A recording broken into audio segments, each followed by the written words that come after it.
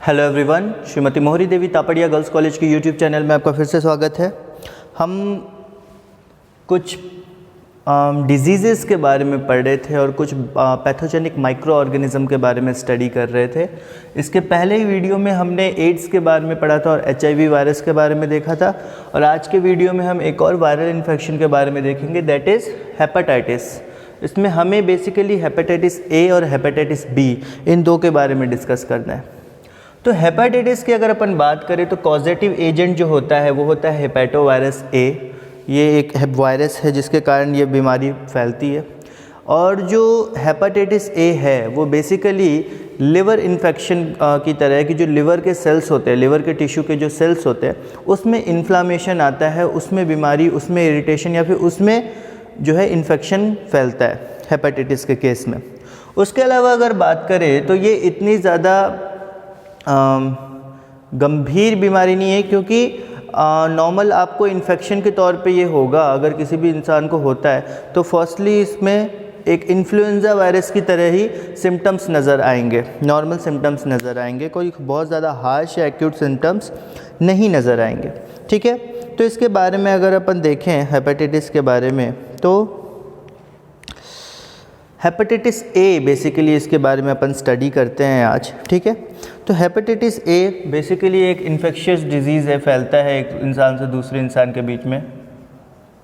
तो एक ये इन्फेक्शियस डिजीज़ है, एक इंसान से दूसरे इंसान में कंटामिनेशन के तौर पे ये फैलता है, फीकल मैटर से या स्टूल से ये फैलता है। और कोई एक दूसरे को अगर वो फीकल मैटर टच करके उसके हाथ में गंदगी और उससे किसी और को टच करे फिर वो उसके ब्लड स्ट्रीम में चला जाए वायरस, तो इस तरह से ये वायरस जो है फैलता है। बट बेसिकली जब वो आपके शरीर के अंदर या किसी पेशेंट के शरीर के अंदर जाके ब्लड स्ट्रीम में मिलेगा तभी वो कॉज कर पाएगा कुछ, अदर देन दैट वो हार्मफुल नहीं होगा अगर बाहरी इन्वायरमेंट में रहे तो।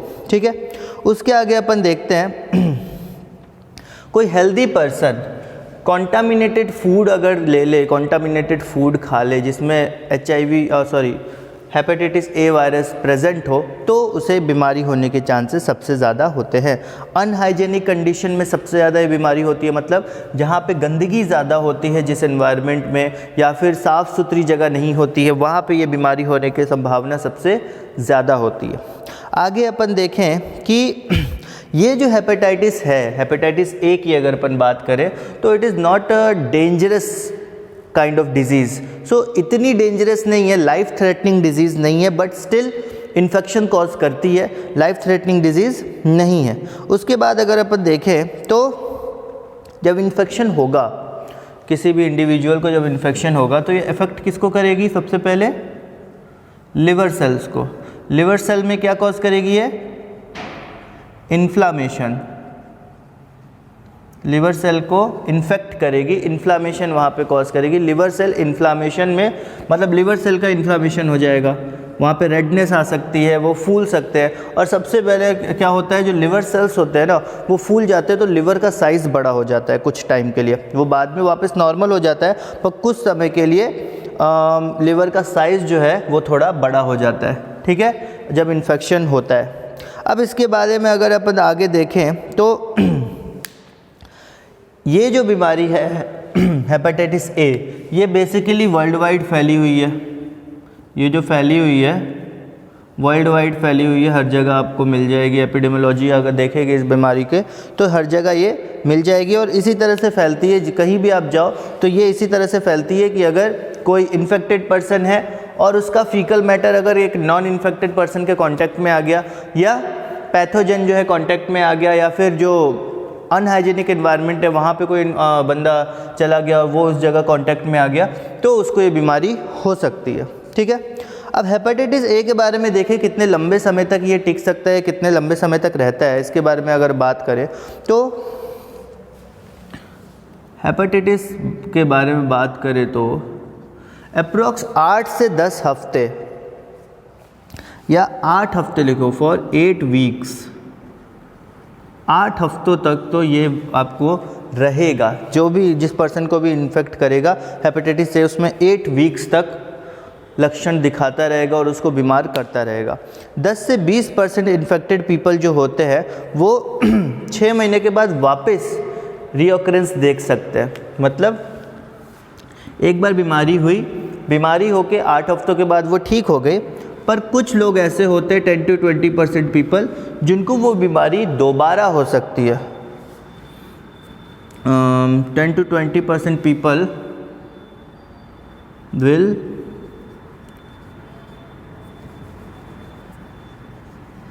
अफेक्ट अगेन, या इसको बोलेंगे रीऑकरेंस। बट उसके अलावा जितने लोग होंगे उनके अंदर इसके प्रति इम्यूनिटी आ जाएगी। तो हेपेटाइटिस ए के बारे में बात करें तो 8 हफ्ते तक लगभग डिजीज़ ये रहती है किसी पेशेंट में, और उनमें से maximum patient approx 80 to 90% patient जो हैं वो इसके प्रति उनके शरीर में इम्यूनिटी डेवलप हो जाती है। पर कुछ पेशेंट होते हैं जिनके अंदर इम्यूनिटी डेवलप नहीं होती और वो रीऑकरेंस एक्सपीरियंस कर सकते हैं, मतलब वो बीमारी वापस से आ सकती है उनके अंदर 6 महीने के अंदर या 6 महीने के बाद कभी भी आ सकती है। ठीक है, उसके आगे अपन देखें तो जो बच्चे हैं उनमें इन्फेक्शन के चांसेस सबसे ज़्यादा होते हैं। Approx 90% of children got infected with hepatitis A. 90% बच्चे जो है ना वो इन्फेक्ट होते हैं हेपेटाइटिस ए से 10 साल की उम्र तक।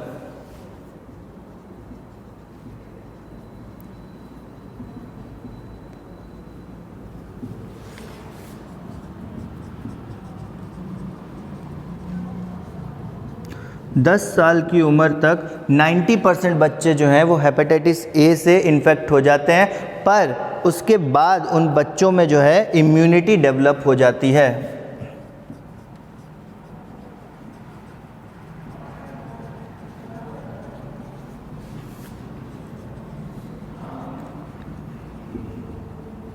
उसके बाद क्या होता है, बॉडी जो है इम्यूनिटी डेवलप कर लेती है इस बीमारी के खिलाफ शरीर में।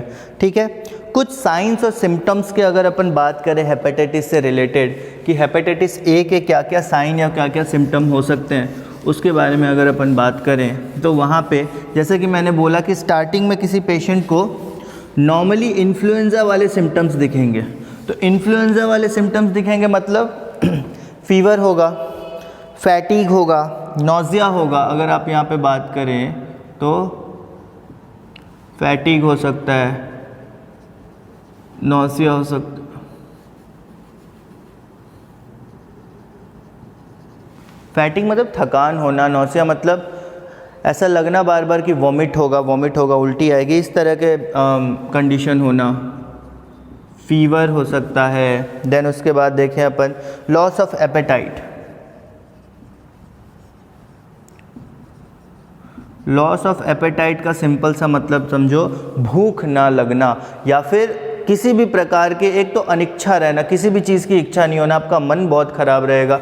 जो भी पेशेंट रहेगा उसको कोई भी चीज़ करने की इच्छा नहीं रहेगी, और स्पेशली भूख बिल्कुल नहीं लगेगी, आपको भूख कम लगेगी या नहीं लगेगी, लॉस ऑफ एपेटाइट। उसके बाद जॉन्डिस हो सकता है, पीलिया हो सकता है। जॉन्डिस हो सकता है मतलब पीलिया हो सकता है। डार्क यूरिन और डायरिया भी हो सकता है। डायरिया होने की संभावना हो सकती है। यूरिन जो है डार्क हो सकता है। डायरिया होने की संभावना मतलब पेट खराब हो सकता है, लूज मोशन हो सकते हैं। यूरिन जो है वो डार्क कलर का हो सकता है, और एब्डोमिनल पेन हो सकता है, एब्डोमिन में पेन हो सकता है। ये सारे सिम्टम्स हैं हेपेटाइटिस ए के। पर ये सिम्टम्स नॉर्मली भी आपको दिखते हैं, कुछ सिम्टम्स छोड़ के नॉर्मली आपको सिम्टम्स दिखते हैं, इसलिए लोग इतना ध्यान नहीं देते। बट स्टिल ये सारे सिम्टम्स हैं जो शो हो सकते हैं अगर हेपेटाइटिस ए से कोई भी व्यक्ति इन्फेक्टेड है तो। ठीक है, उसके आगे अपन वायरोलॉजी देखें तो इसमें यही हमने देखा कि हेपेटोवायरस ए जो है, इससे ये जो वायरस है फैलता है। ये बिलोंग करता है पिकॉर्नाविरिडी फैमिली से। ये जो हेपेटाइटिस वायरस ए है, हेपेटोवायरस ए, ये बिलोंग करता है फैमिली पिकॉर्नाविरिडी से, और ऑर्डर जो है वो है इसका पिकॉर्नावायरल्स। तो पिकॉर्नावायरल्स और पिकॉर्नाविरिडी, फैमिली पिकॉर्नाविरिडी और ऑर्डर जो है पिकॉर्नावायरल्स, उससे ये कनेक्टेड है या उससे ये रिलेट करता है। ठीक है, उसके आगे अपन देखें तो ह्यूमंस जो है इसके नेचुरल होस्ट हैं। Humans and vertebrates are its natural host. Humans में ही रहते हैं या वर्टिब्रेट्स में ये पाए जाते हैं, उनके शरीर के अंदर होस्ट के तौर पे ये अंदर रहते हैं, मतलब होस्ट हम रहते हैं और हमारे अंदर ये रहते हैं। उसके बाद अपन देखें तो ये नॉन एनवेलप्ड वायरस है, इसके बारे में देखें तो ये नॉन एनवेलप्ड वायरस है। नॉन एनवेलप्ड के साथ ही साथ यहाँ पे single stranded RNA as a genetic material पाया जाएगा। यहाँ पे सिंगल स्ट्रैंडेड आरएनए जो है वो पाया जाएगा एज अ जेनेटिक मटेरियल। उसके बाद जो जेनेटिक मटेरियल होगा ये किस में होगा, एक प्रोटीन कोट के अंदर, प्रोटीन लेयर के अंदर। जब हमने एचआईवी का भी फिगर देखा था, एचआईवी का जो डायग्राम देखा था, स्ट्रक्चर देखा था, उसमें भी हमने देखा था कि जो बाहर की लेयर थी, जो बाहरी लेयर थी वो क्या थी, वो तो होस्ट का जो सेल था या होस्ट का सेल मेम्ब्रेन उसको लपेट के उन्होंने बाहरी कवरिंग अपनी बनाई थी, बट ओरिजिनली उनके पास सिर्फ एक प्रोटीन कोड था जिसके अंदर उनका सिंगल स्टैंडर्ड 2 स्ट्रैंड आरएनए के थे, सिंगल स्टैंडर्ड 2 स्ट्रैंड, ठीक है। उसके बाद अगर अपन देखें पैथोजेनेसिस के बारे में, तो पैथोजेनेसिस के बारे में देखें तो ये हमारे शरीर में जब एंटर करता है तो बॉडी में एंटर किया, माउथ के थ्रू या कहीं से थ्रू ये एंटर करता है। उसके बाद एंटर करने के बाद ये अपने ब्लड स्ट्रीम में जाके मिलता है। एंटर करने के बाद इसका सबसे पहला जो टारगेट पॉइंट होता है वो होता है हमारे ब्लड स्ट्रीम में जाके मिल जाना, ठीक है। पैथोजेनेसिस की बात करें अपन तो ये माउथ के थ्रू हमारे शरीर में ब्लड स्ट्रीम में जाके मिलता है और ब्लड स्ट्रीम के थ्रू ये जाता है लिवर सेल्स में। ब्लड स्ट्रीम के थ्रू ये कहाँ जाता है, लिवर सेल में। तो माउथ से एंटर किया, माउथ से एंटर करने के बाद ब्लड में आया। ब्लड में इंटेस्टाइनल एपिथेलियम सेल्स प्रेजेंट होते हैं, ब्लड में इंटेस्टाइनल एपिथेलियम सेल्स प्रेजेंट होते हैं, वहाँ पे ये जाता है और वहाँ से ये चला जाता है इंटेस्टाइन में। इंटेस्टाइन में जाने के बाद और इंटेस्टाइनल एपिथेलियम सेल्स हैं वो कैरी करके इसको ब्लड से कहाँ लेके जाते हैं, लिवर में। माउथ से ये ब्लड में आया, ब्लड से ये लिवर में गया। लिवर में जाके इसको क्या करना है, इन्फेक्शन फैलाना है। ये लिवर में ही जाके इन्फेक्शन फैलाता है। तो लिवर में जाने के बाद ये क्या करता है, स्टार्ट्स डिवीज़न। लिवर में जाके ये क्या करता है, डिवीज़न स्टार्ट कर देता है। उसके बाद अपन देखें तो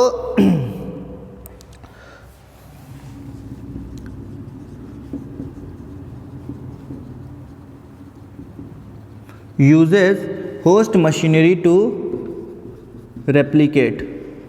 रेप्लिकेट करने के लिए जो होस्ट सेल है उसके ही संसाधन यूज़ करता है, ठीक है। रेप्लिकेट के बाद ट्रांसक्राइब या ट्रांसलेट।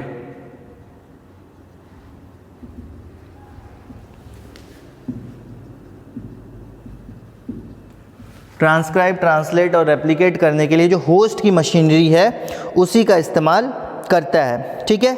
उसके आगे अपन देखते हैं कि ये जो फिर वायरस है जनरली जब पूरी तरह से बन जाते हैं, अपने अंदर वायरस बहुत सारे बन जाते हैं, फिर वो जो होस्ट सेल है उसको डिसरप्ट करके, डिस्ट्रॉय करके ये बाहर निकल जाते हैं और फिर शरीर में आके मिल जाते हैं, इन्फेक्शन कॉज करते हैं। एंड देन शरीर में फीकल मैटर जब एक्सक्रीटरी प्रोडक्ट निकलता है, एक्सक्रीटरी प्रोडक्ट निकलने के साथ साथ ये भी फीकल मैटर के साथ बाहर निकल जाते हैं और फिर वहाँ से गंदगी ये फैलाना स्टार्ट करते हैं या फिर इन्फेक्शन कॉज करना स्टार्ट करते हैं कि अगर वो फीकल मैटर किसी और के कांटेक्ट में आया तो फिर वहाँ से इन्फेक्शन कॉज हो सकता है, ठीक है। डायग्नोसिस की बात करें तो ब्लड में इम्यूनोग्लोबुलिन M का कंटेंट ज्ञात करके हम पता कर सकते हैं कि ये डिजीज़ है या नहीं है, ठीक है। डायग्नोसिस की बात करें अगर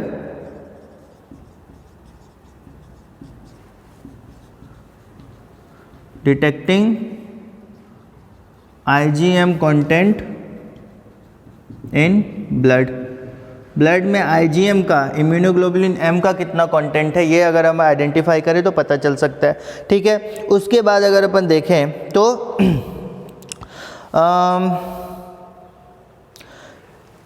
लिवर सेल में हम इसको अगर डायग्नोस करने का एक और तरीका है या एक और माध्यम है कि लिवर सेल जो है एक एंजाइम प्रोड्यूस करता है एलेनिन ट्रांसफेरेज।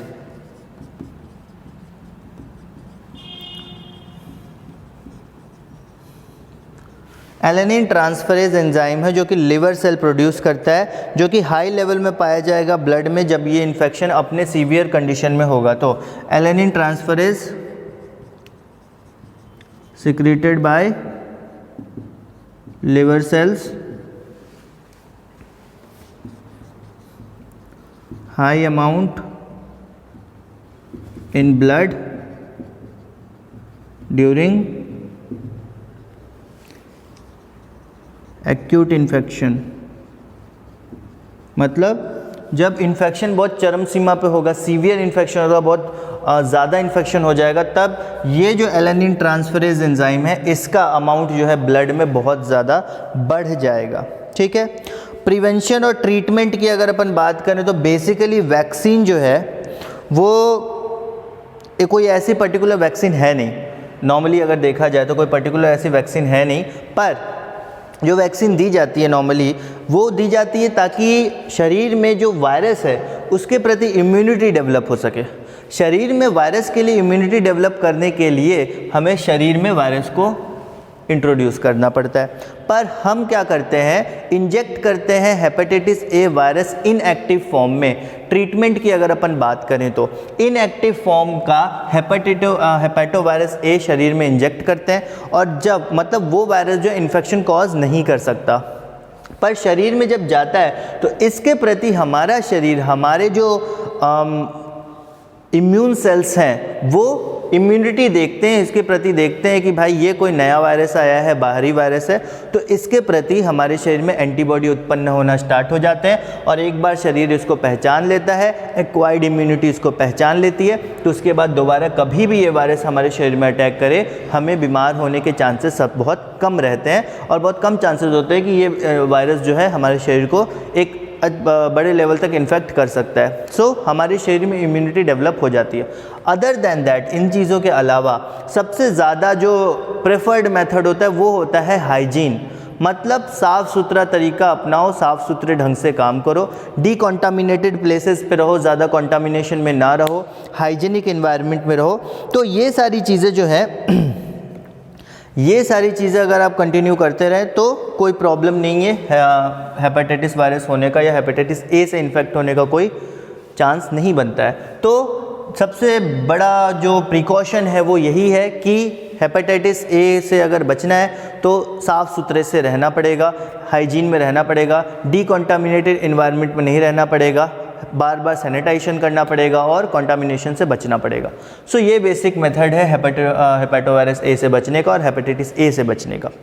नेक्स्ट वीडियो में हम हेपेटाइटिस बी के बारे में पढ़ेंगे, और बेसिकली इस चैप्टर में और ये जो टॉपिक है हेपेटाइटिस का, इसमें ये दो ही के बारे में पढ़ना है क्योंकि एग्जाम में ये दो ही आने वाले हैं, तो उनके बारे में पढ़ेंगे हम।